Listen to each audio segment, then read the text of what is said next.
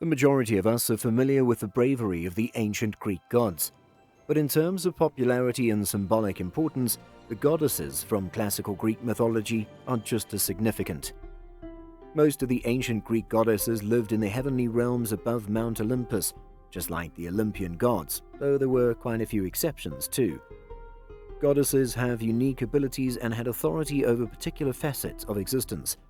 The ancient Greek goddesses were as much of a divine power to be reckoned with as the gods were, from the motherly Rhea, who dared to fool her own husband to save her children, to the queen of gods, Hera, or the goddess of wisdom, Athena, who was much loved by both gods and mortals.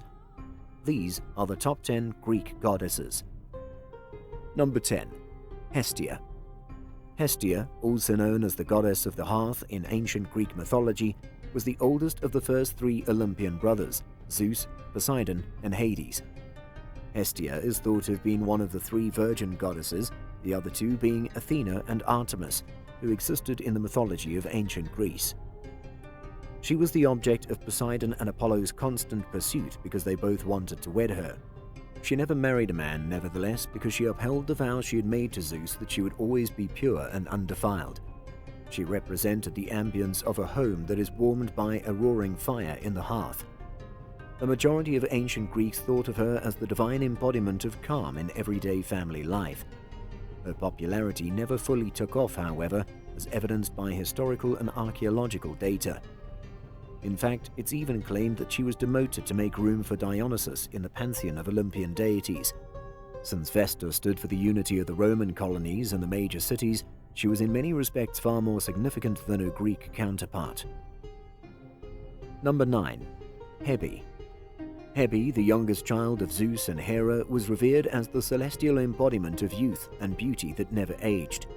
She is known as the goddess of youth in Greek mythology because she is the mistress of perpetual beauty and grace.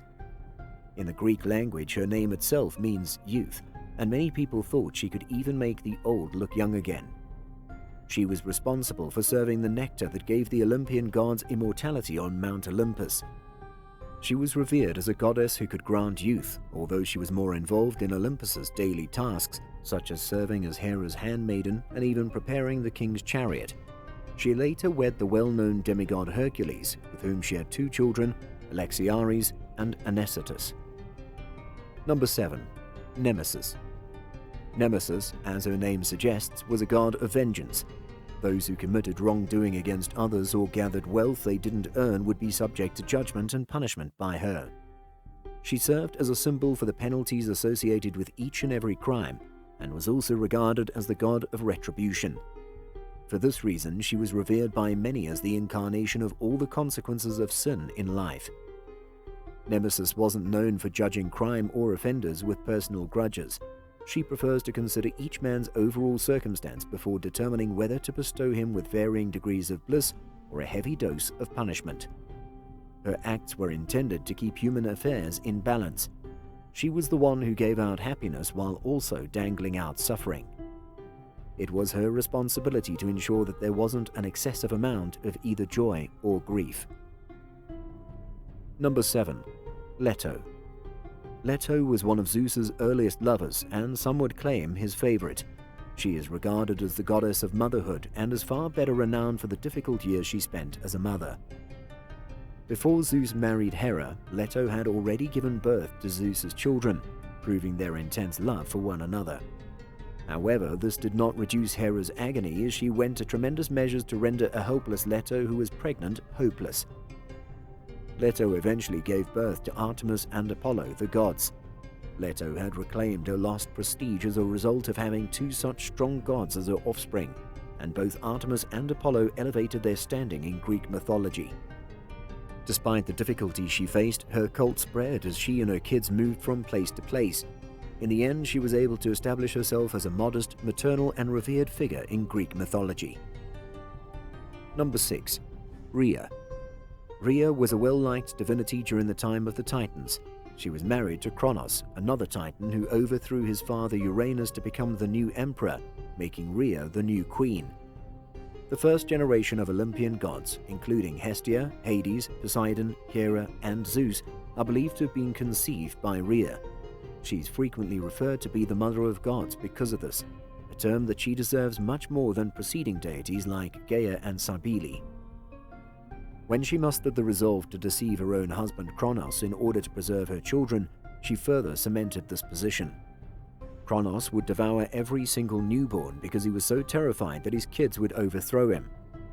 When he was born, Rhea gave him a stone to swallow rather than Zeus in an effort to put an end to his madness. The children that Kronos had been swallowing eventually came back up, allowing Rhea to resurrect the first of the Olympian gods. Number 5. Aphrodite. She held the title of goddess of beauty, love, and desire, and was renowned in Greek mythology as the most beautiful divinity, whose angelic presence could enchant even the hardest of hearts. She possessed the ability to arouse love and desire in gods, mortals, and even animals and birds, in addition to her stunning beauty. She was also supposed to play a part in the natural cycle of all mortals and living things in nature, which includes their birth, death, and rebirth. Various accounts of her birth have led to the conclusion that she is the daughter of Zeus. Zeus had her wed to Hephaestus, the famed Olympian craftsman, out of concern that her charm might cause an unneeded uproar among the gods. She nevertheless continued to have a not-so-secret romance with Ares, the god of battle, in spite of this. The celestial personification of desire and love that unites people was Aphrodite. Number 4. Demeter. Kronos and Rhea, two renowned titans, were the parents of Demeter. She was accorded considerable significance in ancient Greek mythology since she was the goddess of harvest and grain. She was one of the original Olympian gods, but she chose a different route than other Olympians of her time. She visited the temples that had been built in her honor by her devotees because she would not be limited to the regions of Mount Olympus. Since she possessed the ability to grant mortals abundant harvests and generate the seasons that were conducive to crop sowing, she has always enjoyed a sizable following among them. However, after Hades kidnapped and transported her beloved daughter Persephone to the underworld, she descended into a condition of profound melancholy and despair, which caused the plants to wither and die. Since then, whenever Persephone would depart for the underworld, the mortal world would experience winter. Persephone's return to Demeter would usher in the season of spring. Number 3. Artemis. Artemis, the twin sister of Apollo and the love child of Zeus and Leto, is well known as the goddess of the outdoors and the natural world. She established herself as a great archer and skillful huntress. Whereas Apollo enjoyed fiddling with the lyre's strings, she favored pulling the bow's strings. She was able to help her mother Leto give birth to her brother Apollo after she was born, earning the title of protector of labor and childbirth. She made the commitment to maintain eternal chastity for the rest of her life and to stay a virgin forever after witnessing the struggles that her mother endured for having raised the love offspring of Zeus. She was given the name Goddess of Virginity as a result, which was clever, as she was also the goddess of childbirth. Although it is supposed that she finally fell in love with her hunting partner Orion, who was unintentionally killed by Artemis or Gaia, she never yielded to the approaches of other gods or mortals. Number 2. Hera. Hera was the wife of Zeus, and hence the queen of all gods. She was also known as the goddess of birth and marriage. She always had a special interest in defending married women and upholding the holy tie that was formed when two souls were united in matrimony, since she was the heavenly embodiment of marriage. However, she struggled greatly to keep Zeus to herself, as he had numerous adulterous affairs. Long before she married Zeus, Hera controlled the skies and the earth. She was feared by even the great Zeus. She was especially vengeful toward his previous lovers and would go to tremendous measures to have them punished. In fact, she would not even spare their kids. She would mindlessly punish others in the name of justice in her utter fury and agony over Zeus's never-ending affairs. The queen of the gods was condemned to harbor resentment towards Zeus's romantic interests for all time. Number 1. Athena. The goddess of understanding, deductive reasoning, and intelligence, Athena is at the top of the list. She was a special deity who enjoyed unimaginable acclaim from both gods and humans. Given that her mother didn't actually give birth to her, her birth was anything but typical. Because of a prophecy that the child Metis was going to grow up to be the lord of the skies, Zeus swallowed Metis while she was pregnant. Zeus started to get severe headaches when Athena was due to give birth. Then a fully fledged armored Athena materialized from his head. In battle, Athena was renowned for her ferocity, Yet unlike Ares, she never showed signs of haughtiness and consistently fought for justice and righteousness. She only participated in conflicts that were necessary for self-defense.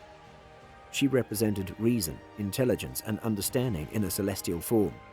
That explains why she was Zeus's favorite child and why he gave her access to his potent thunderbolt anytime she needed it. The fact that the city of Athens was named after her shows just how much power she wielded over the mortal realm. That's it for today's video. I hope you've enjoyed it just as I enjoyed making it. Make sure to subscribe to our channel so you won't miss any of our great content, and as always, stay safe.